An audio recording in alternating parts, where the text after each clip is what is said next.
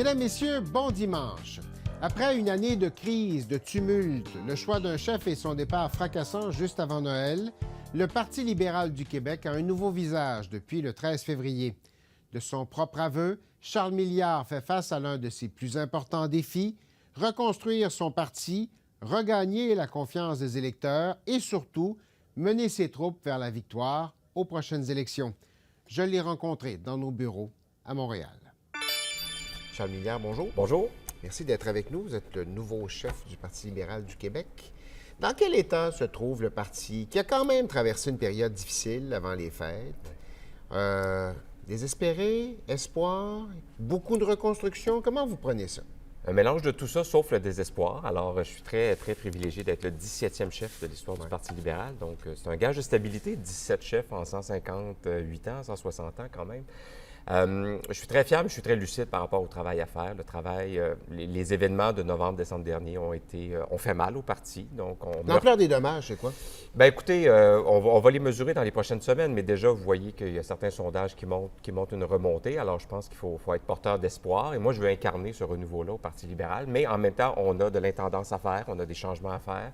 Et on doit collaborer aussi avec les procédures qui sont en cours. Alors, j'ai accepté cet emploi-là en toute connaissance de cause. Avez-vous l'impression, on a beaucoup reproché avant les fêtes au Parti libéral d'être une succursale du Parti libéral fédéral. Êtes-vous en mesure de vous détacher de cette image-là? Oui. Alors, et c'est un vœu que j'ai. Moi, je n'ai pas d'attache particulière au Parti libéral du Canada, que je respecte par ailleurs, M. Carney inclus, mais j'ai déjà été dans les jeunes progressistes conservateurs dans la fin des années 90, pour ceux et celles qui s'intéresseraient à mon passé politique.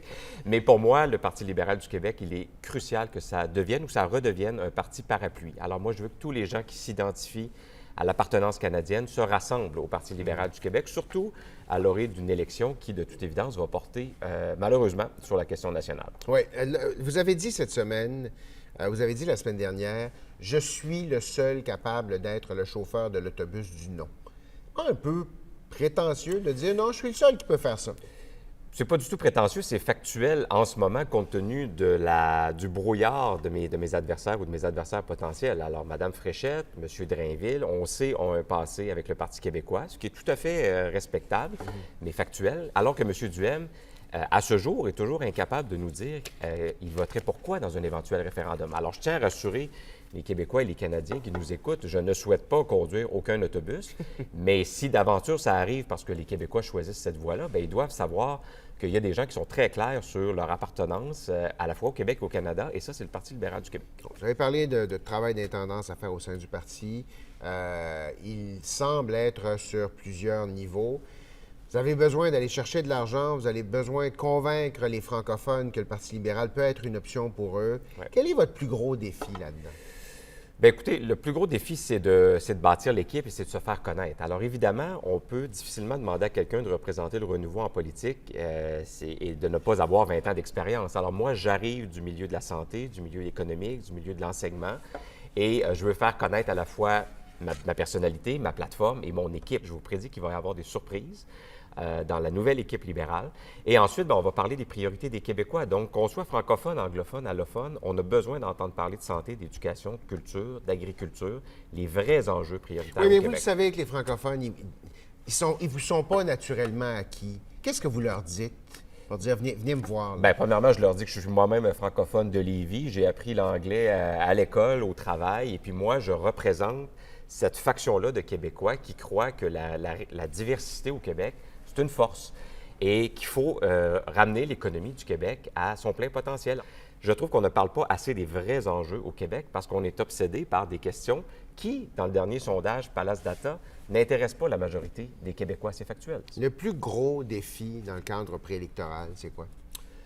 Le plus gros défi, je vous dirais, c'est d'essayer de recadrer les enjeux prioritaires au Québec. Comment on va ramener le Québec à bon port au niveau de la santé, de l'éducation, de nos secteurs primaires aussi. On parle très peu du fait que la moitié des régions au Québec vivent grâce au secteur minier, forestier, agricole. Alors moi, je veux reparler de ces enjeux-là. Bien sûr, je ne me défilerai pas sur la question nationale, sur les enjeux identitaires, parce qu'ils sont au cœur de ce qu'on est comme Québécois. Mais on va le faire aussi dans le contexte où nous, on croit au Canada et on veut suivre aussi l'actualité canadienne et s'assurer que le Québec va chercher le maximum du partenariat canadien. La meilleure façon de les mélanger, ces deux préoccupations-là, c'est quoi?